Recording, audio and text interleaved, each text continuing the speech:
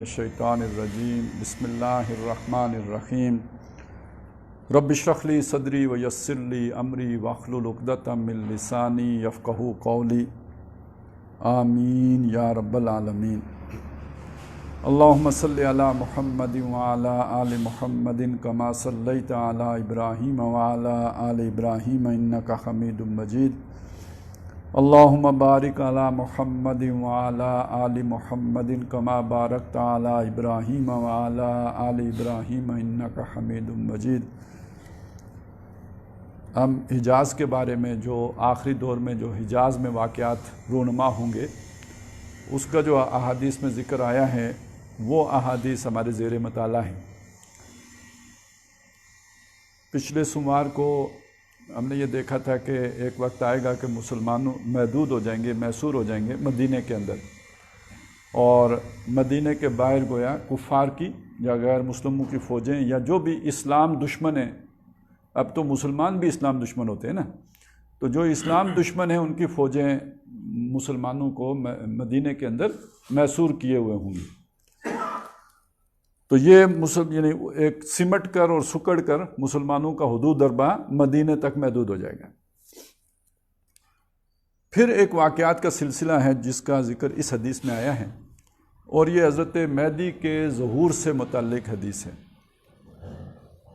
ویسے تو اہل علم اس بات کو جانتے ہیں، لیکن یہ کہ اگر آپ یاد کر لیں تو آپ کے لیے بھی فائدہ مند بات ہوگی کہ یہ جو تین واقعات ہونے ہیں، ایک یہ ہے کہ حضرت مسیح علیہ السلام نے اترنا ہے، ایک دجال نے نکلنا ہے، ایک حضرت مہدی نے ظاہر ہونا ہے۔ تو اس کے لیے ہمارے ہاں تین مختلف الفاظ استعمال ہوتے ہیں۔ ایک اعتبار سے دیکھیں تو تینوں نے ظاہر ہونا ہے، لیکن یہ کہ اس کے لیے تین مختلف الفاظ ہیں، وہ خاص ہیں، ان کو یاد کر لیں تو آپ کو فائدہ ہوگا۔ ظہور مہدی، مہدی ظاہر ہوں گے۔ نزول مسیح، عیسیٰ علیہ السلام نازل ہوں گے۔ اور خروج دجال، دجال خروج مطلب جنگ کرنے کے لیے نکلے گا۔ تو اس طرح اگر یاد کر لیں گے تو وہ اس کے ساتھ اچھی طرح آپ کو یعنی ان کی جو آ کے جو کچھ کرنا ہے وہ بھی ظاہر ہو جائے گا، معلوم ہو جائے گا۔ تو یہ جو ظہور مہدی ہے، یعنی حضرت مہدی کا جو ظاہر ہونا ہے، اس پر ہم ابھی بات کریں گے۔ یہ ظاہر ہونے سے ہماری مراد کیا ہے اور کچھ اور لوگوں کی مراد کیا ہے، اس پر تو بعد میں بات ہوگی کہ ظہور سے ان کی مراد اور ہماری مراد میں فرق ہے، یعنی جو مطلب ہم لیتے ہیں اور جو مطلب وہ لیتے ہیں اس میں فرق ہے۔ لیکن پہلے اس حدیث کا مطالعہ کر لیتے ہیں، پھر ہم آگے بڑھیں گے۔ کچھ اور بھی باتیں ہیں جو اس سے متعلق آپ کے سامنے رکھنی ہیں۔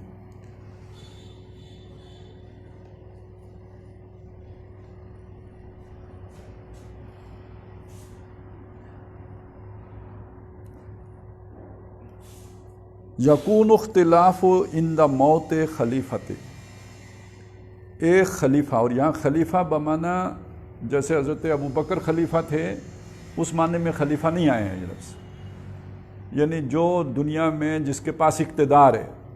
ایک خلافت کا معنی یہ بھی ہے۔ اب ظاہر ہے جو اللہ کے حکم کے تابع خلافت نہ ہو تو کم از کم زمین کے اوپر ایک اختیار جس بندے کو حاصل ہے تو وہ اس جگہ کا خلیفہ تو ہے۔ جیسے اس جسم کا میں خلیفہ ہوں، آپ اپنے جسم کے خلیفہ ہیں۔ میرا جسم میری مرضی، تو میرا ملک میری مرضی۔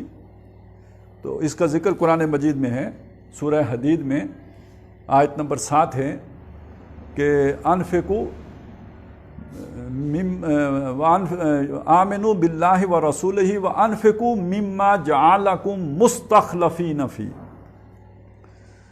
کہ اللہ پر ایمان لاؤ اور انفاق کرو، خرچ کرو، لگاؤ، کھپاؤ اس میں سے جس پر کہ ہم نے تمہیں استخلاف دیا ہے، یعنی اختیار دیا ہے، یعنی خلافت دی ہے۔ تو اب ایک اختیار ہے کہ جس کو اللہ کے اختیار کے تابع ہو کر استعمال کیا جاتا ہے۔ اپنے جسم کی بات ہو رہی ہے، میرا جسم ہے، میری مرضی ہے، لیکن میں نے اپنی مرضی کو اللہ کی مرضی کے تابع کر دیا تو یہ بھی خلافت ہے۔ لیکن ایک دوسرا شخص ہے جس نے کہا میرا جسم میری مرضی، میں جو مرضی کروں، اللہ کی بھی نہیں مانتا، تو اپنے جسم پر تو اس کی خلافت قائم ہے، اگرچہ کہ بغاوت کی طرف ہے، اللہ سے کا باغی اختیار اپنی جگہ پہ اس کا موجود ہے، جب تک کہ اس کا دم خرچ نہیں ہو جاتا اس وقت تک اس کا اختیار رہے گا۔ اسی طرح اگر کسی کا اختیار جو ہے وہ رہتا ہے، کسی ملک کے اوپر قائم ہوتا ہے، کسی علاقے کے اوپر قائم ہوتا ہے تو وہاں چاہے تو اللہ کی مرضی نافذ کر دے، تو چاہے اپنی مرضی نافذ کرنا شروع کر دے. تو یہاں خلیفہ کا لفظ جو ہے وہ اس معنی میں آیا ہے کہ جس کا اختیار ہوگا اس علاقے کے اوپر. جیسے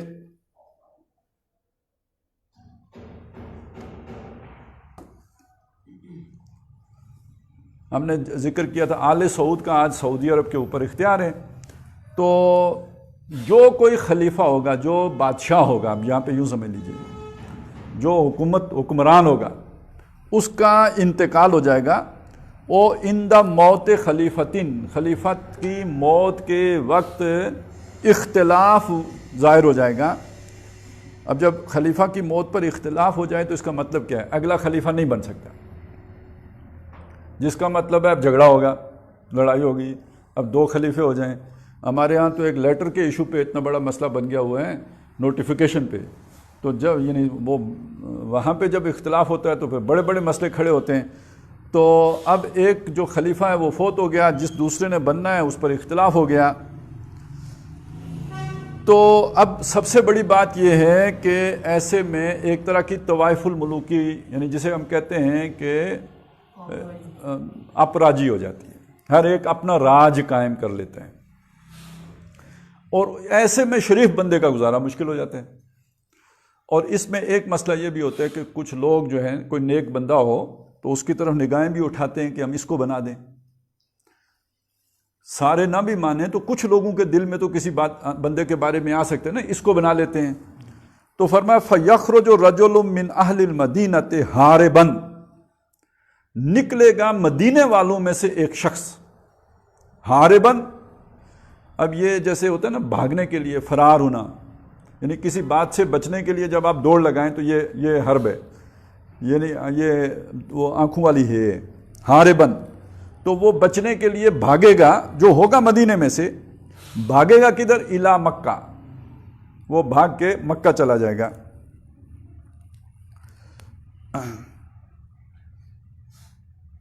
فَيُخْرِجُونَهُ وَهُوَ كَارِهٌ، تو وہ اسے نکال لیں گے وہاں بھی جا کے، جبکہ وہ اسے پسند نہیں کر رہا ہوگا.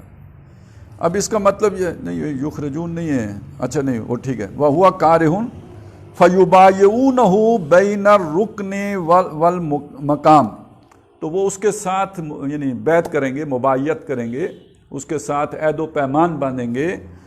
بین رکن یعنی رکن وہ جو آپ کا ہے حجر اسود، اور مقام ابراہیم، ان دو کے درمیان جو جگہ ہے وہ ملتزم، یعنی ملتزم کے سامنے. یعنی یہ وہ آپ نے دیکھا ہوگا نا جو چورسا ہے، تو اس کا یہ جو دائیں والا کونا ہے نا آخری، ادھر وہ حجر اسود ہے. اس کے ساتھ ہی جو کونا مڑتا ہے تو ساتھ ملتزم دروازہ آ گیا. اور اس کے تقریباً یہ تھوڑا سا جو ہے نا بائیں طرف کر کے، یعنی تقریباً اس سائیڈ والی وسط میں برابر آگے کر کے چند قدم پر جو ہے وہ مقام ابراہیم ہے.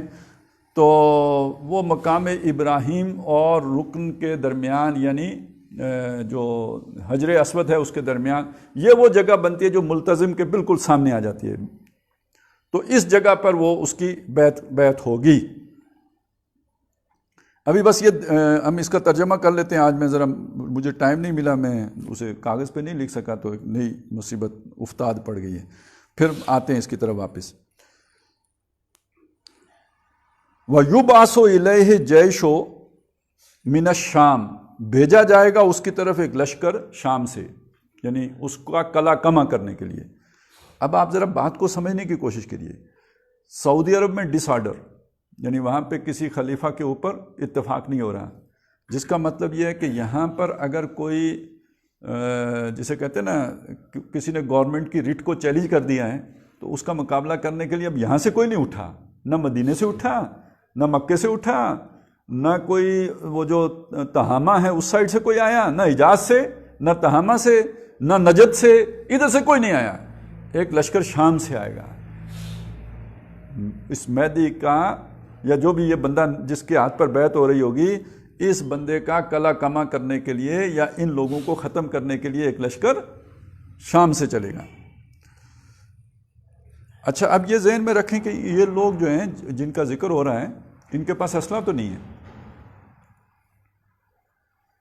وہ تو شخص وہاں سے بھاگ کے آ گیا ہے، وہ تو چاہتا ہی نہیں کہ اس کو کوئی امیر بنائے، اسے لوگ زبردستی امیر بنائیں گے، جو بنائیں گے ان کے پاس بھی اسلحہ نہیں۔ بعض روایات میں یہ ہے کہ وہ نہتے ہوں گے، ان نہتوں کا مقابلہ کرنے کے لیے شام سے ایک لشکر آئے گا۔ یہ عین ممکن ہے، جو پرانا شام ذہن میں رکھیں تو ہو سکتا ہے وہ اسرائیل سے آئے، اور ہو سکتا ہے کہ موجودہ شام کی یہ جو باسی حکومت ہے یہ بھی یہ قدم اٹھا سکتی ہے۔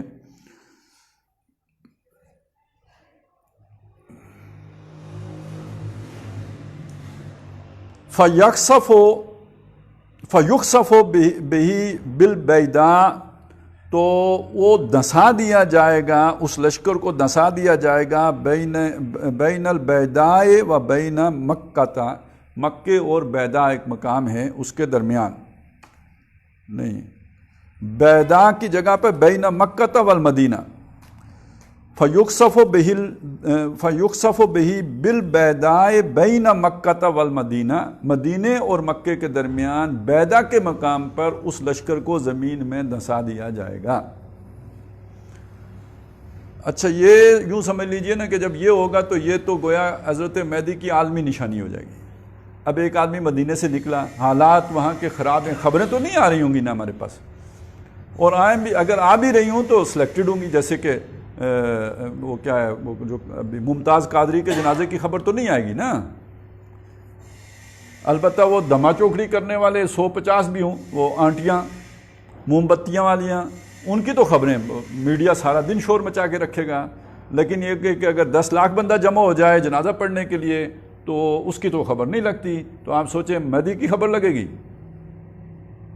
بلیک آؤٹ، کوئی خبر نہیں لگنی ہے، تو مجھے اور آپ کو پتہ کیسے چلے گا؟ تو ایک لشکر جو شام سے چلے گا اس کی تو خبر ملے گی نا، وہ تو فرعون کے لشکر کی طرح جا رہا ہوگا، یا یوں سمجھیے کہ ابو جہل کے لشکر کی طرح جا رہا ہوگا کہ ہم نے تو فتح کرنا ہے، جیسے امریکہ آیا تھا افغانستان فتح کرنے کے لیے، تو اسی طرح وہ آئے گا فتح کرنے کے لیے، اور وہ اچانک غائب ہو جائے گا اسکرین سے، نظر جیسے راڈار سے جہاز غائب ہو جاتا ہے، تو اس طرح وہ غائب ہو جائے، تو اس کا مطلب یہ خبروں سے غائب ہو گیا، تو اس کا مطلب وہ دھنسا۔ تو اب مجھے اور آپ کو تو پتہ ہے جس نے یہ حدیثیں پڑھی ہوئی ہیں کہ یہ دھنسنے کا مطلب کیوں، کون سا لشکر دھنسے گا؟ تو وہ بیچارہ جو حدیث پر یقین ہی نہیں رکھتا، جس کو اس دور میں اس فتنے میں مبتلا کر دیا گیا ہے کہ حدیثیں تو 300 سال بعد مرتب ہوئی ہیں اور ان میں کہاں سچ ہے، تو جس کا یقین ہی نہیں حدیثوں کے اوپر، تو وہ تو خبر سن کے بھی اس کو سمجھ تو نہیں آئے گی نا کیا ہوگا۔ یہ ایک بڑی تقسیم ہے جو خود بخود ہو جائے گی۔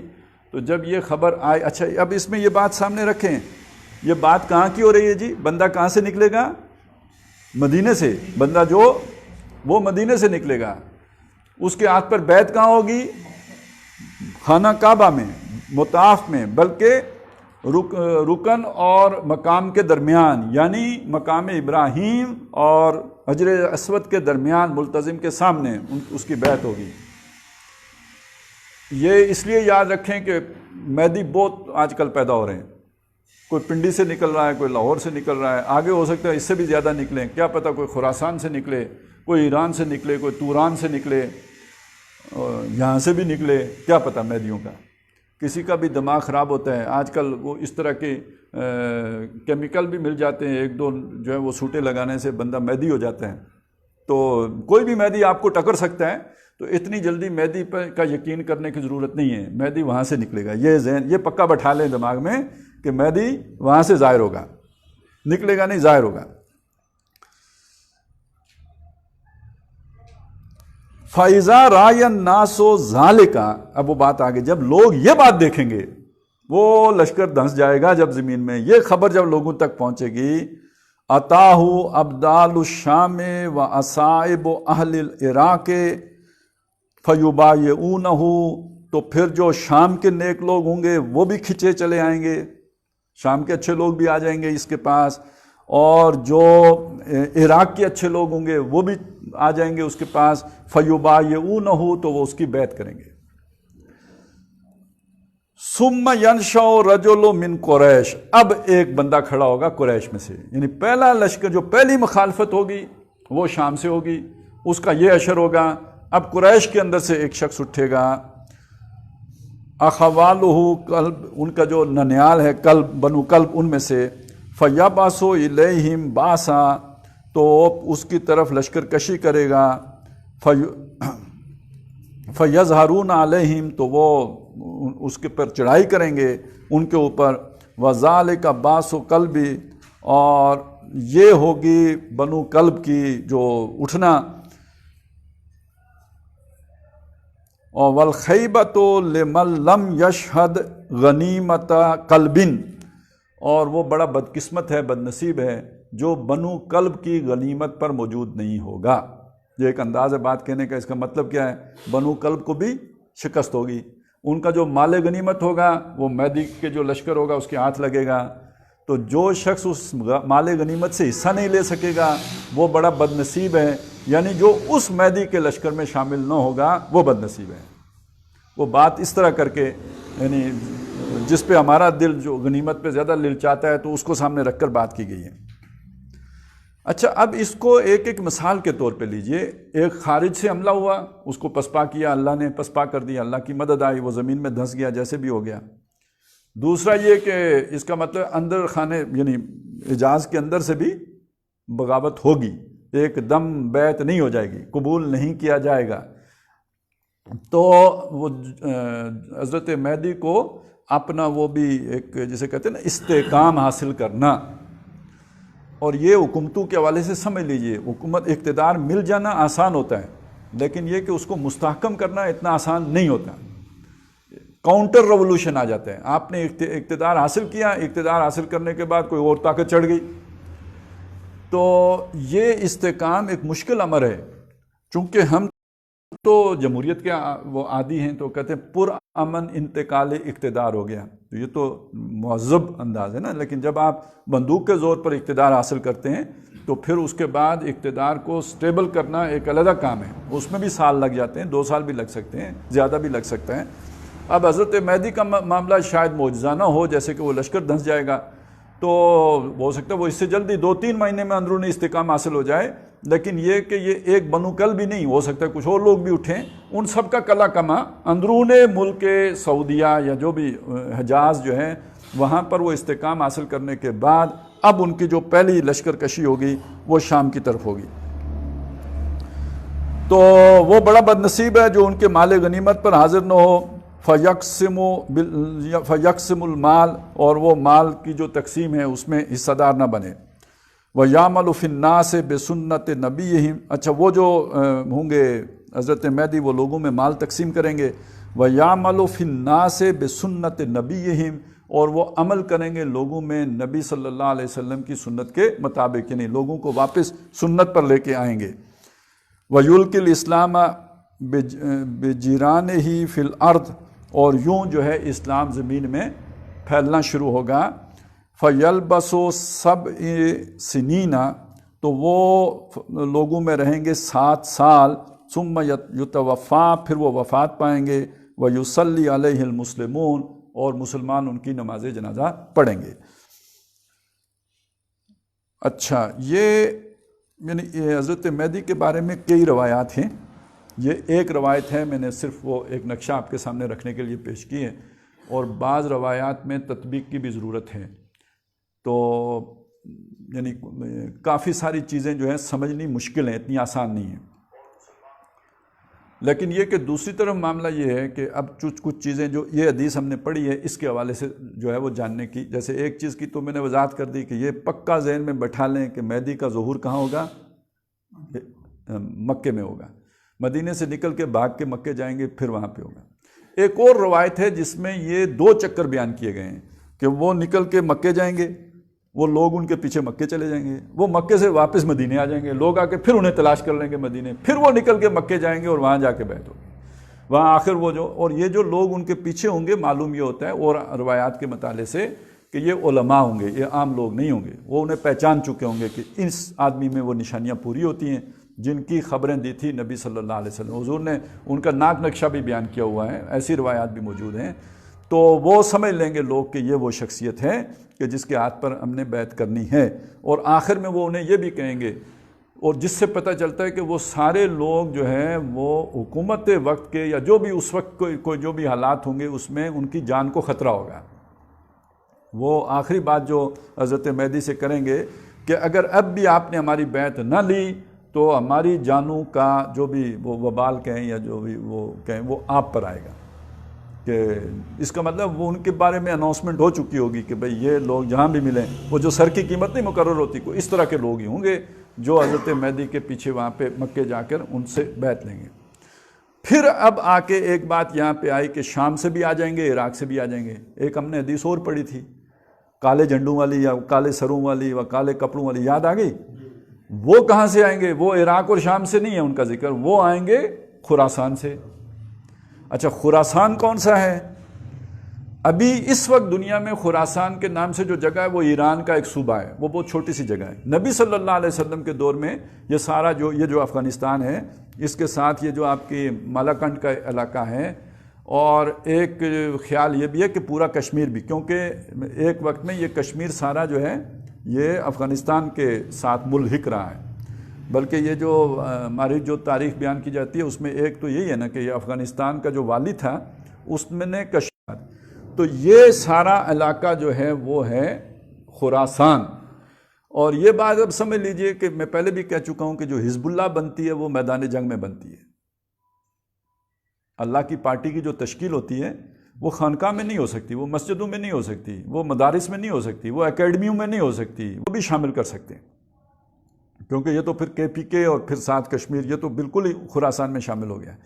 تو بہرحال کہنے کا مقصد یہ ہے کہ یہ ہوتا ہے جیسے اجزائے ترکیبی ہوتے ہیں، کوئی نسخہ ہوتا ہے اس کے اجزائے ترکیبی ہوتے ہیں، تو اسی طرح حضرت مہدی کی فوج کے جو مختلف اجزاء ہیں، ایک تو یہ کہ انہیں حجاز سے بندے جو ان کو وہاں پکڑ کے بیعت کریں گے، پہلے تو یہ ہو گیا، پھر شام اور عراق سے آئیں گے، اور پھر ایک لشکر ان کے لیے آئے گا خراسان سے، اور یہ وہ ہوگا کہ جو ان کا یوں سمجھے جو، بلکہ ایک اور روایت میں الفاظ یہ ہیں کہ جب وہ آئیں گے تو ان کے جھنڈے نہیں رکیں گے جب تک کہ جا کے انہیں ایلیا میں نہ نصب کر دیں۔ ایلیا شام، اور شام بھی کون؟ جسے یروشلم کہتے ہیں، جس کا مطلب یہ ہے کہ یا تو اسرائیل اس سے پہلے ہی مٹ چکا ہوگا، یا یہ کہ یہ لوگ جا کے اسرائیل کو، یعنی یروشلم کا قبضہ لینے کا مطلب تو صاف صاف یہ ہے، یروشلم کو تو اب وہ اپنا دارالحکومت ڈکلیئر کر چکے ہوئے ہیں۔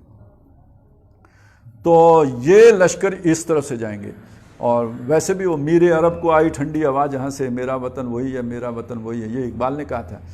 تو یہ باقی یہ کہ چونکہ وہ بعض روایات میں مشرق کے الفاظ بھی آئیں، خراسان کا لفظ بھی آیا، مشرق کے الفاظ بھی آئے ہیں، تو مشرق میں پھر بہرحال ایران بھی آتے ہیں، لیکن ایران کا جو ابھی تک کا معاملہ ہے یا جو بھی ایک ان کی اپنا، وہ میں جو دوسری وضاحت کروں گا اس سے آپ کو بات سمجھ میں آ جائے گی۔ تو ابھی تک تو بات کو اتنا سمجھ لیجئے کہ یہ جو معاملہ ہے حضرت مہدی کا، یہ ان کی جو فوج تشکیل پانی ہے، ان کا جو جتھا بننا ہے، ان کی جو دست و بازو بننے ہیں، وہ یہ عناصر ہوں گے جو ارد گرد سے آ کے ان کے ساتھ جڑ جائیں گے، جن کی خبریں اور بھی ہوں ہمیں نہیں پتہ، اور اس کی خبریں نہ دی گئی ہوں، کوئی مصر سے آ جائے، کوئی اور نئی قوم مسلمان ہو جائے، اس کا ذکر نہیں ہے، اس کی خبر نہیں ہے ہمارے پاس۔ جو ہمارے پاس خبریں ہیں اس کی روشنی میں جو بات سمجھ میں آتی ہے وہ یہ۔ اب آ جائیں اس چیز کی طرف کہ یہ مہدی کا جو تصور ہے، اس کے بارے میں ہمارے ہاں آج کل کے دور میں کچھ اشکالات بھی پیدا کر دیے گئے ہیں، کچھ شکوک و شبہات بھی پیدا کر دیے گئے ہیں۔ اس کا ایک سبب تو بالکل ٹھیک ہے، وہ سبب یہ ہے کہ اس مہدی کے چکر میں بہت لوگوں کے دماغ خراب ہوئے ہیں، وہ مطلب مہدی بنتے رہے، تو اب وہ کہتے ہیں نا، یعنی بانسی ختم کر دو تو بانسی کیسے بجے گی، تو وہ تصور ہی ختم کر دو۔ ایک اور نقصان اس کا یہ ہوا ہے کہ مسلمانوں میں مرد از غیب کا ایک تصور آ گیا کہ ہمیں کام کرنے کی ضرورت نہیں ہے، اب کام تو تبھی ہوگا جب مہدی آئے گا۔ تو اس چیز نے نکمہ کر دیا، مسلمان کو نکمہ کر دیا جس شے نے، اور فارغ کر دیا عمل سے۔ تو وہ ایک یہ تصور کی بھی ایک غلط جو بھی تشریح ہے، اس نے مسلمانوں کے اندر ایک عزم لال بھی طاری کر دیا۔ تو کچھ لوگ اس وجہ سے بھی اس کے خلاف ہیں۔ اچھا، لیکن کچھ لوگ یہ ہیں، ایسے بھی ہیں کہ جو نہیں چاہتے کہ بھئی اس طرح کی کوئی بات کی جائے جس میں مسلمانوں کے لیے کوئی خوشخبری کی بات ہو، کوئی بشارت کی بات ہو، کوئی حوصلہ پکڑنے کی بات ہو۔ تو وہ تو ایک پروپیگنڈا ٹیکنیک کے طور پر اسے استعمال کرتے ہیں کہ کسی نے نہیں آنا، کوئی نہیں آئے گا، کوئی نہیں آئے گا، تم یہ امیدیں باندھنا چھوڑ دو، بلکہ یہ کہ مایوس ہو کے شیطان کی طرح تو کفار کے آگے سرنڈر کرو، یہ اپنی ساری امیدیں توڑ دو۔ تو کچھ لوگ اسے اس لیے بھی استعمال کرتے ہیں۔ بہرحال اس کو یہ سمجھ لیجئے کہ یہ بات ٹھیک ہے، اپنی جگہ پہ صحیح ہے کہ قرآن مجید میں کوئی ذکر نہیں ہے کہ بھائی کوئی مہدی آئے گا۔ دوسری بات یہ ہے کہ مہدی کے نام کے ساتھ، ویسے تو دوسرے جو باقی کتابوں میں روایات ہیں اس میں مہدی کا نام محمد اور ان کے والد کا نام عبداللہ نبی صلی اللہ علیہ وسلم نے بیان کیا ہوا ہے، لیکن بخاری اور مسلم میں مہدی کا تذکرہ تو ہے اس لیڈر کا، جیسے یہاں بھی اس روایت میں بھی نام تو نہیں ہے لیکن یہ کہ ذکر تو سارا ہو گیا۔ اس طرح بخاری اور مسلم میں نام لے کے تو حضرت مہدی کا ذکر نہیں ہے، لیکن یہ کہ بہرحال اس طرح کی روایات موجود ہیں کہ جس میں ایسے لیڈر کا ذکر ہے کہ جو مسلمانوں کو عروج عطا کرے گا۔ اچھا، اب آگے یہ جیسے یہاں پہ آ گیا 7 سال حکومت کرے گا، کچھ ایسی بھی روایات ہیں جس میں معلوم ہوتا ہے کسی نے اس کی تشریح کی 7 مہینے اور کسی نے کیا 7 سال، یعنی یہ جو جنگوں کا سلسلہ ہوگا، الملحمۃ العظمیٰ جو ہوگی، وہ جو 80 جھنڈے والے آئیں گے ان کے ساتھ جو حضرت مہدی کا ٹکراؤ ہوگا، تو یہ چلے گا 7 سال، اور اس کے بعد جا کر تو دجال ظاہر ہوگا، یہ خروج ہوگا دجال کا۔ جبکہ بعد نے کہا نہیں 7 مہینے، تو اب تو یہ جب ہوگا تبھی پتہ چلے گا، ابھی تو ہم کچھ بھی نہیں کہہ سکتے کہ 7 سال ہیں کہ 7 مہینے ہیں۔ اور پھر اس کے بعد حکومت ہوگی، اور اس میں کچھ روایات وہ بھی ہیں جب حضرت مسیح کا نزول ہوگا نا، تو اس وقت حضرت مہدی جو ہیں وہ شام میں ہوں گے، دمشق میں وہ پھر محصور ہوں گے، کیونکہ دجال نکلے گا، دجال کا مقابلہ وہ نہیں کر سکیں گے، تو پھر محصور ہو جائیں گے دمشق کی مسجد میں، تو گویا شام ان کا مرکز ہوگا، اور دمشق کی مسجد میں وہ محصور ہوں گے مسلمان، تو حضرت مسیح علیہ السلام فرشتوں کے کندھوں پہ پروں پہ ہاتھ رکھے اتریں گے، اور یہ فجر کی نماز کا وقت ہوگا، اور حضرت مہدی کو دیکھ کے، حضرت مسیح کو دیکھ کے تو حضرت مہدی پیچھے ہٹیں گے، تو وہ فرمائیں گے نہیں، آپ کے لیے اقامت کہی گئی ہے، آپ ہی نماز پڑھائیں۔ تو اس سے یہ بھی مستنبط ہوتا ہے کہ حضرت مسیح آئیں گے اور ان کے ایک امتی کے پیچھے نماز ادا کریں گے۔ یہ تو چند چیزیں تھیں، چند نکات تھے جو ہمیں معلوم ہونے چاہیے، لیکن اب میں چاہتا ہوں کہ جو خطرے کی بات ہے، ایک تو میں نے کلیئر کر دی کہ کسی اور مہدی کو نہیں ماننا ہے جو مکے کے علاوہ نکلے، لیکن اب میں چاہتا ہوں کہ مہدی کا جو کانسیپٹ ہے ہمارے ہاں، جس سے کہ مغالطے پیدا ہوئے ہیں اور اس طرح کے لوگوں کو فائدہ اٹھانے کا موقع ملا ہے، وہ جو مخالف ہیں، جو کہتے ہیں کہ یہ مولویوں نے گھڑ لیا ہے، اپنے پاس سے بنا لیا ہے، اور یہ روایات بعد میں گھڑ کے شامل کیے گئی ہیں، ان کو جو چیزیں جواز دینے والی ہیں وہ اصل میں مہدی کے ساتھ جڑے ہوئے غلط تصورات ہیں، جو حقیقتاً ہمارے نہیں ہیں، لیکن یہ کہ جہالت کی وجہ سے پھیل گئے، جن میں سے ایک یہ بھی ہے کہ وہ کوئی بڑی مافوق الفطرت ہستی ہوں گی، آسمان سے پتہ نہیں اتریں گے، کیا ہوگا، وہ بس شف کریں گے تو دنیا لیٹتی چلی جائے، ایسا کچھ بھی نہیں ہے۔ ہماری امت میں جیسے اللہ کے نبی صلی اللہ علیہ وسلم نے مجددین کا ذکر فرمایا، ہر 100 سال میں اللہ تعالیٰ مجدد پیدا کرے گا۔ دیکھیے نبوت ختم ہو گئی، حضور پر آ کے نبوت کا دروازہ بند ہو گیا، لیکن ہدایت تو نہیں بند ہوئی نا، یہ تو اللہ کی سنت کے خلاف ہے کہ ہدایت بند ہو جائے۔ ہدایت کو جاری رکھنے کے لیے اللہ تعالیٰ نے جو اہتمام کیا نبوت کے خاتمے کے بعد کے جو انتظامات ہیں، ان میں سے پہلا انتظام یہ ہے کہ قرآن کو محفوظ کرنا، اور قرآن کی حفاظت نہیں ہو سکتی جب تک کہ سنت محفوظ نہ ہو۔ قرآن و سنت مل کے اصل میں وہ پورا پیغام بنتا ہے، وہ پیکج بنتا ہے جو اللہ تعالیٰ نے ہدایت کے لیے باقی چھوڑا ہے۔ اگر اس میں تبدیلی ہو جاتی ہے، تحریف ہو جاتی ہے، یہ مسخ ہو جاتا ہے، تو اب ہدایت محفوظ نہیں رہے گی نا۔ تو ہدایت کو جاری رکھنے کے لیے سب سے پہلی ضروری شے یہ تھی کہ کتاب محفوظ کر دی جائے، وہ اللہ نے محفوظ کر دی۔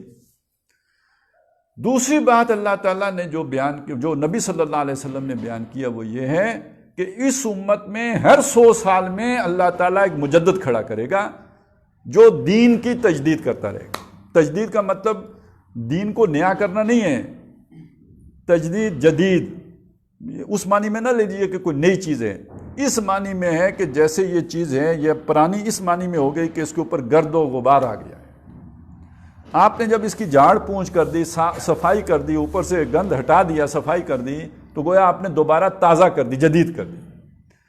تو دین تو وہی ہے جو محمد الرسول اللہ صلی اللہ علیہ وسلم پہ مکمل ہو گیا. الیوم اکملت لکم دینکم واتممت علیکم نعمتی ورضیت لکم الاسلام دینا.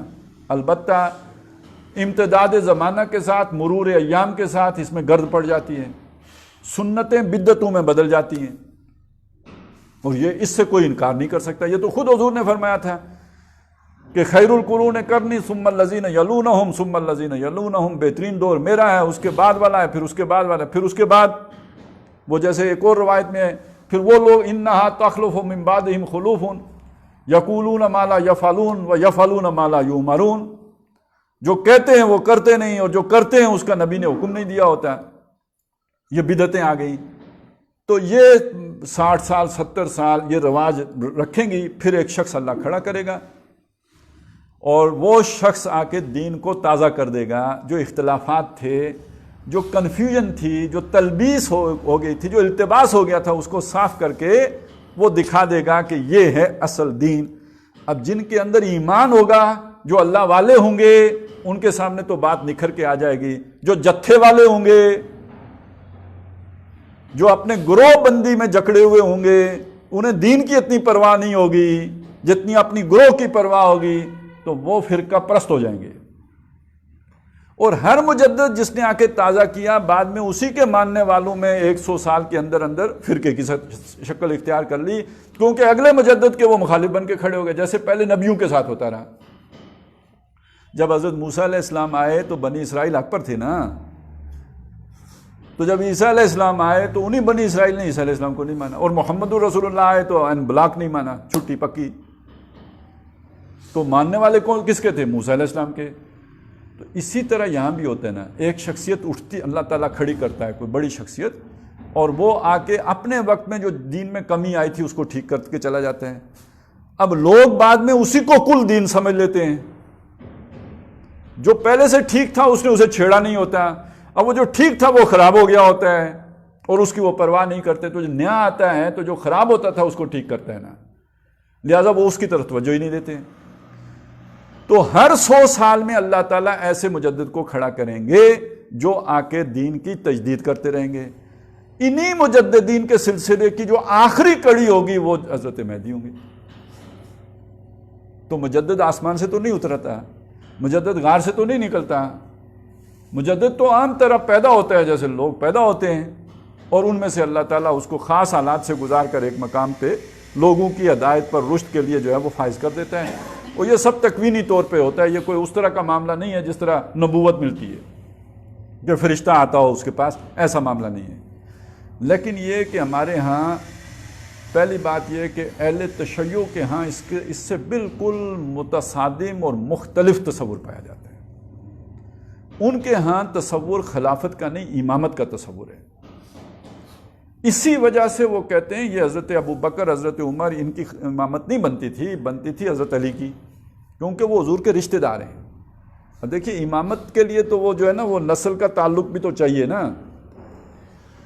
میں نے پچھلی دفعہ آپ کو سنایا تھا کہ حضرت ابراہیم علیہ السلام، انہوں نے جب وہ بات کی، اللہ نے انہیں انعام دیا کہ انی جاعلک للناس اماما قال ومن ذریتی قال لا ینال عہد الظالمین.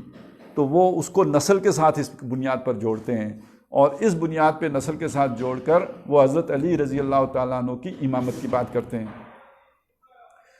تو اسی طرح بعد میں بھی جتنے مسئلے ہوئے، وہ حضرت حسن رضی اللہ تعالیٰ عنہ اور حضرت معاویہ کا ہو یا حضرت حسین اور یزید کا ہو، یہ سارے مسئلے اس معنی میں ہیں کہ وہ کہتے ہیں حق حسین کا تھا، اس معنی میں تھا کہ وہ نسل اس میں سے ہے.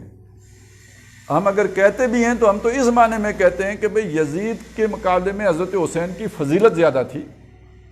خاندان کا چکر ہم نہیں مانتے کہ خاندان بنو ہاشم کا حق تھا یا خانوادہ علی کا حق تھا. ان کا جھگڑا ایک بنو امیہ کے خاندان کے ساتھ ہے. ہمارا ماننا یہ ہے کہ اس وقت شخصیت یقیناً حضرت حسین کی بلند ہے، فضیلت والی ہے، یزید ان کے مقابلے میں کچھ بھی نہیں ہے. لیکن یہ کہ بہرحال وہ ان کی سوچ اور ہے. اب وہاں سے ان کے اماموں کا سلسلہ چلا ہے، مختلف اماموں سے ہوتے ہوئے 11 امام اسی طرح پہ، وہ حضرت علی ہیں امام، پھر حضرت حسن ہیں امام، پھر حضرت حسین ہیں امام، حضرت جو جعفر ہیں، تو یہ مختلف اماموں سے ہوتے ہوئے 12واں امام وہ کہتے ہیں غائب ہو گیا. پیدا تب ہوا، اس کے بعد حالات کی سنگینی کی وجہ سے وہ غائب ہو گیا. اچھا جب وہ غائب ہو گیا تو یہ غیوبت کی بھی دو حصے ہیں، ایک وہ غیابت صغریٰ ہے، ایک غیابت کبریٰ ہے. غیابت صغریٰ یہ ہے کہ ان کی کچھ لوگوں کے ساتھ ملاقات رہی ہے، مطلب وہ ہدایات دیتے رہے غائب ہونے کے دوران میں، پھر اس کے بعد وہ پکے پکے لوگوں کی نگاہوں سے اوجھل ہو گئے. اب وہ جیسے اصحاب کہف 300 سال کے لیے سو گئے تھے تو یہ کوئی 1000 سال کے لیے سو گئے، اب لوگوں کی نگاہوں میں وہ نہیں ہے. تو جب ہم کہتے ہیں ظاہر ہوں گے تو ان کے ظاہر ہونے کا مطلب یہ ہے کہ غار سے نکل کے آئیں گے. ہمارے ظاہر ہونے کا مطلب یہ ہے وہ پیدا ہوئے، پیدا ہونے کے بعد وہ عام انسان کے طور پہ رہے، اور پھر ایک موقع پہ اللہ تعالیٰ ان کو امت کی رہنمائی کے لیے، بلکہ یہ بھی ایک روایت میں الفاظ ہے، ان کی اصلاح کرے گا. اس کا مطلب وہ پہلے کچھ اور بھی مزاج ان کا ہو سکتا ہے، ایک رات میں اللہ تعالیٰ ان کی اصلاح فرمائے گا. یہ ہم اہل تسنن کا عقیدہ ماننا ہے، یہ تصور ہمارا ہے، جبکہ ان کا جو تصور ہے وہ بالکل مختلف. اچھا یہ دونوں تصورات اس امت میں بہرحال گڈمڈ چلے ہیں، اور ہمارے ہاں اہل تصوف نے، صوفیاء نے، پیرو فقیروں نے، یا ان کے ماننے والوں نے، چلے پیر فقیر پھر بھی اہل علم ہوتے ہیں، ان کے پاس پھر بھی کوئی علم ہوتا ہے، لیکن ان کے مرید تو اکثر و بیشتر جاہل ہوتے ہیں. تو ہمارے اہل سنت کے بھی ایک بہت بڑے طبقے میں مہدی کا وہی تصور پایا جاتا ہے بدقسمتی سے، ان تفصیلات کے ساتھ نہ بھی ہو تب بھی اس کے قریب تر ہوتا ہے کہ وہ مہدی کوئی ایسی مافوق الفطرت شے ہے کہ جو اس طرح نکل کے سامنے آ جائے گی. اب یہ مجھے تفصیل بتانے کی ضرورت نہیں تھی، ایک ڈر کی وجہ سے بتا رہا ہوں کہ اگر یہاں پہ چھوٹے چھوٹے جو ہے وہ مہدی نکلتے ہیں مہدی بننے کے شوق میں، اور حضرت مسیح علیہ السلام کے نزول سے پہلے دجال مسیح بن کر آئے گا. ذہن میں رکھیے دجال جو آئے گا وہ المسیح الدجال، یعنی وہ حضرت مسیح علیہ السلام کا بیروپ بھر کے آئے گا، ہوگا نہیں مسیح. عیسائیوں کو یہ سمجھانے کے لیے آئے گا کہ جس مسیح کے تم منتظر ہو میں وہ ہوں. تو اگر ہم حضرت مہدی کے منتظر ہیں تو کیوں نہیں کوئی جھوٹا مہدی نکلے گا؟ تو اگر ہمارے اوپر مہدی کا تصور واضح نہیں ہوگا تو اس بات کا خطرہ نہیں ہے کہ ہم اس کے پیچھے چل پڑیں.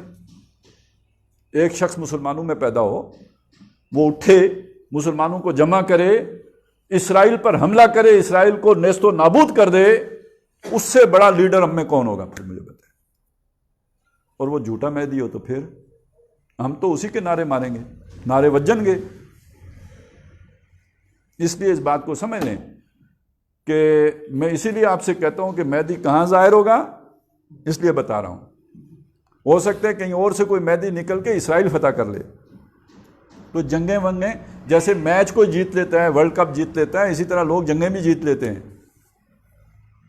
اتاترک بھی جیتا تھا نا جنگیں، اور پھر اس کے نتیجے میں اسے ترکی کی حکومت مل گئی، ہیرو بن گیا، اور پھر اس نے اسلام کا جو کباڑا کیا. تو جنگیں بھی لوگ جیت جاتے ہیں، فکس جنگیں ہوتی ہیں، جیسے میچ فکس ہوتے ہیں جنگیں بھی فکس ہو سکتی ہیں. اور یہ والا اسرائیل، یہ ذہن میں رکھے، میں پہلے بھی بتاتا رہا ہوں، یہ اصلی یہودی ہیں ہی نہیں. اصلی یہودی آپ یہ کوئی اسرائیل میں ابھی جمع ہونے والے ہیں بھی نہیں. وہ بڑے سیانی قوم ہے، انہیں پتہ ہے جب اکٹھے ہوں گے مارے جائیں گے. یہ تو نسلاً یہودی ہی نہیں ہیں، یہ خزارین ہیں، اشکنازی یہودی ہیں، یہ 13th ٹرائب ہے، یہ 12 قبیلوں میں سے ہیں ہی نہیں. تو یہ ختم بھی ہو جائیں تو یہودیوں کا کیا نقصان ہے اس میں؟ تو اب یعنی آپ اس چیز کو ذہن میں رکھیں کہ اگر کوئی ایسی روحانی شخصیت برآمد ہوتی ہے، اب روحانیت بھی اب ایک بڑا مسئلہ ہے. ویسے مجھے افتخار صاحب نے کہا تھا کہ آج درس مختصر رکھیں، لیکن اب یہ مختصر ہو نہیں سکتا کیونکہ روحانیت بھی میں آ گئی. روحانیت ہے کیا؟ دیکھیں، مسئلہ یہ ہے کہ ایک ہماری یہ عقل ہے، یہ اس کے کچھ آلات ہیں جن سے اس کو ڈیٹا فیڈ ہوتا ہے. آنکھیں ہیں، کان ہیں، ناک ہے، زبان ہے، چکھتی ہے، جو ہاتھ ہیں جو چھوتے ہیں، اس سے ہمارے عقل کو ساری معلومات جو ہے وہ ملتی ہیں. وہ اسے ڈیٹا کو پروسیس کر کے نتائج نکال کے ہمیں بتاتی ہے. یہ ایک ذریعہ علم ہے جس سے ہم واقف ہیں. اس سے ماورا جو ذریعہ علم ہوتا ہے، کچھ چیز مجھے معلوم ہو گئی، خواب میں نظر آ گئی، مجھے کوئی کشف ہو گیا، مجھے کوئی الہام ہو گیا، میرے ذہن میں بات آ گئی، آتے ہیں غیب سے یہ مضامین خیال میں. اور اکثر و بیشتر لوگوں کو خیال میں مضامین جو ہے وہ واش روم میں بیٹھ کے آتے ہیں، وہ اچانک آ جاتے ہیں، تو ہم سمجھتے ہیں یار یہ کوئی روحانی شے. اب یہ والی روحانی شے جو ہے یہ بہت بڑا مغالطہ ہے، یہ بات ذہن میں رکھیں، کیونکہ یہاں ہمیں یہ نہیں پتا چلتا کہ یہ رحمان کی طرف سے آئی ہے یا شیطان کی طرف سے آئی ہے. اس معنی میں سارا جادو ٹونا بھی روحانیت ہی ہو جاتی ہے، پھر وہ بھی اسی کھاتے میں شمار ہو جاتا ہے. اور وہی الہی بھی. اچھا، حضور صلی اللہ علیہ وسلم کے دور میں قرآن مجید کو بھی مشرکین یہی کہتے تھے یہ شیطان کی طرف سے نازل ہو رہا ہے. اسی لیے تو قرآن نے نفی کی ہے کہ یہ شیاطین لے کے نہیں اترے ہیں. یہ بات کہنے کی ضرورت کیوں پیش آئی کہ وہاں مشرکین یہ سمجھتے تھے کہ یہ شیطانوں کا کلام ہے جو محمد رسول اللہ پہ نازل ہو رہا ہے، نعوذ باللہ من ذالک. وما انزلت بہ الشیاطین، اسے شیاطین لے کے نہیں اترے ہیں. اس لیے بار بار کہا جبریل اترے ہیں، جبریل اترے ہیں، جبریل لے کے اترے ہیں. یہ تھی بیک گراؤنڈ. تو اب ایک آدمی کو کوئی روحانی طور پر کوئی واردات ہو گئی اس کے اوپر، اب ہمیں کیا پتا کہ یہ شیطانی واردات ہے کہ رحمانی واردات ہے. ایک شخص ہے وہ ہوا میں اڑتا ہے، اس سے بڑی تو کوئی معجزہ نہیں ہو سکتا نا. ہوا میں اڑنا، جہاز پر بیٹھ کر نہیں، بغیر پروں کے اڑنا، ہمارے لیے تو بہت ولی اللہ ہو گیا کہ نہیں ہو گیا. لیکن عین ممکن ہے کہ وہ کسی شیطان کے اوپر سوار ہو اور شیطان اسے اڑا رہا ہو. اب یہ بات سمجھیں، ایک ہمارے یہاں کسی بزرگ کا کوئی کول نقل ہوتا ہے، بڑا اچھا کول ہے. وہ کہتے ہیں ایک آدمی کو ہوا میں اڑتے ہوئے بھی دیکھو نا، اگر اس کی زندگی میں کوئی خلاف سنت عمل دیکھو تو اسے ولی نہ سمجھنا. سمجھ گئی میری بات؟ تو ولایت بعض لوگوں کو سوٹا لگا کے بھی مل جاتی ہے، تو وہ دجالی ولایت ہوتی ہے. اور اس وقت آپ دنیا میں دیکھیں تو اس طرح کے کتنے ولی آپ کو دائیں بائیں آگے پیچھے ادھر ادھر ہر طرف ملیں گے. کوئی شف کرتا ہے تو دل ٹھیک ہو جاتا ہے، کوئی شف کرتا ہے تو آپریشن کی ضرورت باقی نہیں رہتی ہے، کوئی شف کرتا ہے تو اس کے بعد آپ کی بگڑی سنور جاتی ہے. اندھے بن کر جو لوگ ان کے پیچھے چل رہے ہوتے ہیں وہ تعویذ نکال کے دیتے ہیں. اور جی آپ پر تو بڑا کالا پتہ نہیں چٹا نیلا پیلا جادو ہو گیا ہے، وہ جو ہمارے موکل نکال کے لائے ہیں پتہ نہیں کون سے جو ہے نا ملک سے، ماؤنٹ ایوریسٹ سے، وہاں رکھا ہوا تھا تو وہ لے کے آئے ہیں. اب ان لوگوں کے پیچھے لوگ نہیں جاتے، بڑے بڑے موحد چلے جاتے ہیں. اور تو اور یہ عامل اور جن نکالنے والے اور یہ جادو ٹونا ختم کرنے والے، یعنی حیرت کی بات ہے اہل حدیثوں میں بھی پائے جاتے ہیں.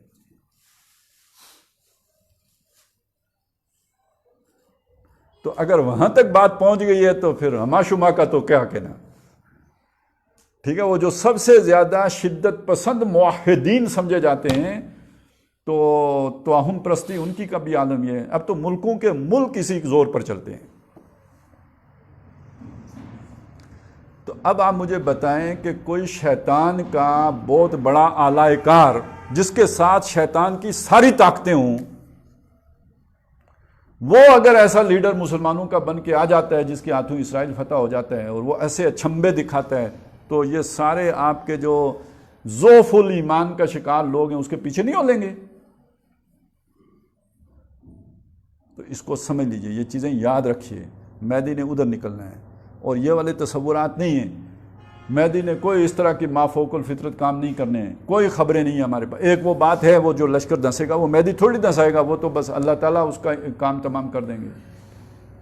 تو یہ والی چیزیں ہوں گی اور یہ آپ کو اس طرح کے مہدی نظر آئیں گے، اور یہی چیزیں اپنے کلائمیکس میں، اپنے یعنی جسے کہتے ہیں عروج پر، دجال کی صورت میں نظر آئیں گے. یعنی جسے بیمار کو کوئی نہیں ٹھیک کر سکے گا اسے دجال ٹھیک کر دے گا. جو پیدا ہی اندھا ہوا تھا دجال ایک انگلی پھیر کے اس کو بینائی دے دے گا. ہر بیماری کا علاج دجال کے پاس ہوگا. اور جس کی گائے 5 کلو دودھ دیتی تھی وہ تھاپڑ دے گا، اس کے بعد جناب گائے 15 کلو دودھ دینا شروع کر دے گی۔ بتائیں نا مجھے، اس طرح کا ولی ہمارے گاؤں میں آ جائے تو ہم مولویوں کی لوگ بات سنیں گے؟ وہ کہیں مولوی تو ویسے ہی پٹری سے اترے ہوتے ہیں، یہ ولی ہے کامل۔ تو دجال ایک مہا بڑا دجال، اس سے پہلے کوئی چھوٹا دجال بھی آ سکتا ہے، لہٰذا اس بات کا پورا امکان ہے کہ مہدی جو ہے وہ اصلی مہدی سے پہلے نقلی مہدی آئے۔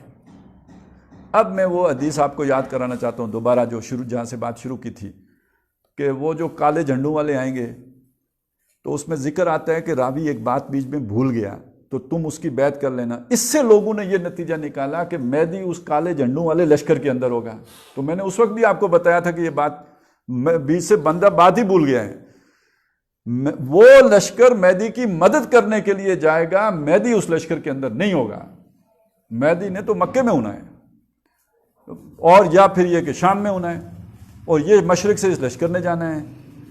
اس کا بھی امکان ہے کہ یہ اس اصلی والے کالے جھنڈے والے لشکروں سے پہلے کوئی نقلی والے کالے جھنڈے ہوں، جن کے اندر سے وہ مہدی بھی برآمد کیا جائے، اور اس مہدی کی پھر شیطانی مدد کے ذریعے سے اسرائیل بھی اس کے ہاتھوں فتح ہو جائے، اور ایک بہت بڑا فتنہ پیدا ہو جائے کہ ہمیں اسے مسیح مان لیں، اسے بڑا لیڈر مان لیں، اور کیا پتہ وہی بعد میں دجال بھی بن جائے۔ مہدی الدجال کے بعد المسیح الدجال بھی وہی بن جائے۔ اور یہ بھی بڑی عجیب بات ہے، وہ جب ہم دجال کا پڑھیں گے تو اس میں آ جائے گا کہ دجال کے بارے میں، اس کے خروج کے بارے میں 2 جگہوں کا ذکر آتا ہے۔ دجال خراسان سے نکلے گا، یہ بھی روایت ہے، اور دجال شام اور عراق کے درمیان ایک گھاٹی ہے وابک یا کہ اس طرح کا کوئی نام، اس سے نکلے گا۔ تو 2 جگہوں سے تو نہیں معلوم ہوا کہ وہ اس کے 2 خروج ہوں گے۔ یہ پہلا خروج ہو سکتا ہے کہ المہدی الدجال کا ہو، اور دوسرا خروج جو ہے المسیح الدجال کا ہو، ایک ہی شخصیت کے 2 روپ ہوں۔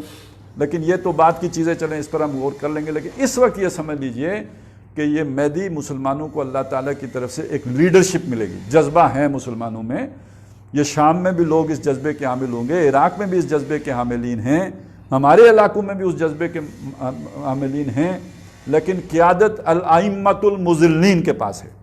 گمراہ کرنے والے امام ہیں جو لوگوں کو صحیح رخ پر لے جانے کے لیے تیار نہیں ہیں، گمراہ کرنے والے امام۔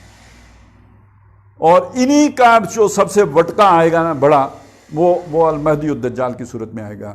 تو جب اصلی مہدی آئیں گے تو یہ بے قرار روح ہیں، یہ سعید روح ہیں، یہ منتظر روح ہیں، یہ ان کی طرف کھینچی چلی جائیں گے، اور یہ بلا تفریق کسی مسلک کے ہوگا۔ یعنی یہ نہیں ہے کہ بس اس کو دیوبندی مانیں گے اور بریلوی نہیں مانیں گے، اور بریلوی مانیں گے اور دیوبندی نہیں مانیں گے، اور اہل سنت مانیں گے اور اہل تشیع نہیں مانیں گے۔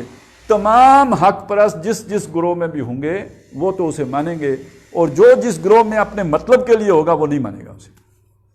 موٹی تقسیم یہ ہے۔ تو اللہ تعالیٰ ہمیں اس کی جو ہے نا ان چیزوں کو سیکھنے کی، سمجھنے کی، ہمارے دور کے فتنے ہیں۔ ہماری زندگی 15-20 سال رہی تو عین ممکن ہے کہ یہ ہمارے زمانے میں یہ چیزیں ظاہر ہو جائیں، اور کوئی پتہ نہیں 15-20 دنوں میں ہی ظاہر ہو جائیں، کیونکہ حالات جس طرح بڑی تیزی سے رخ بدل رہے ہیں تو اس میں کوئی پتہ نہیں کب کیا ہو جائے۔ تو لوگ اسی طرح مسیحا بناتے ہیں۔ ابھی ہم نے بھی دیکھا نا، ابھی 3 سال 4 سال پہلے لوگ، بڑے لوگ کہتے تھے کہ 2020 میں نہ پاکستان پر قرضہ رہے گا، نہ پاکستان میں کرپشن رہے گی، پاکستان میں خوشحالی آئے گی، لوگ باہر سے نوکریاں کرنے کے لیے یہاں آئیں گے۔ تو 2021 میں سارا میک اپ اتر گیا نا۔ تو اگر یعنی آج تمام آنکھیں رکھتے، سوچ رکھتے، ہوش رکھتے دھوکہ کھا سکتے ہیں تو کل کیوں نہیں کھا سکتے؟ اور دھوکے سے بچنے ہی کے لیے اللہ کے نبی صلی اللہ علیہ وسلم نے یہ ساری رہنمائی ہمیں دی ہے، یہ معلومات ہمیں بام پہنچائی ہیں، اور ہم اگر اس طرح متوجہ نہ ہونے پڑے نا تو پھر ہم نے اپنا نقصان، اپنے پاؤں پہ خود کلاڑی ماری نا۔ تو اللہ تعالیٰ ہمیں یہ چیزیں سیکھنے کی، سمجھنے کی، ان کو یاد رکھنے کی، ان کو دوسروں تک پہنچانے کی توفیق عطا فرمائے۔ اقول قولی ھذا واستغفر اللہ لی ولکم ولسائر المسلمین والمسلمات۔